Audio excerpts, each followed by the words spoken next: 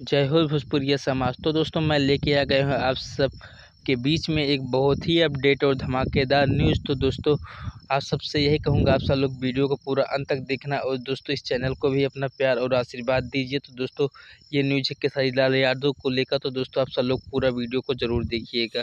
तो दोस्तों जैसे आप सबको पता है सावन का पावन महीना चल रहा है, तो उसी बीच में भोजपुरी के जितने भी कलाकार हैं तो दोस्तों सबका एक से बढ़ के एक कांवर गीत बोलबम के गाने आ रहे हैं। तो दोस्तों इसी बीच में हमारे आप सबके ट्रेंडिंग स्टार पाव खेसारी लाल यादव का एक बहुत ही धमाकेदार जो गाना है बोलबम का आ रहा है। तो दोस्तों उस गानों को आप सब लोग इतना प्यार और आशीर्वाद दीजिए, गाने को एक दिन में 10 मिलियन का भी रिकॉर्ड टूट जाए। तो दोस्तों गाने का टाइटल जो है बाबू भोलेनाथ के दीवाने, जैसे अगली बार पावर स्टार पवन सिंह का गाना आया था महाकाल का दीवाना, हो सकता है दोस्तों हम सब लोग के बीच में सेम उसी तरह तो ये गाना देखने को मिल सकता है।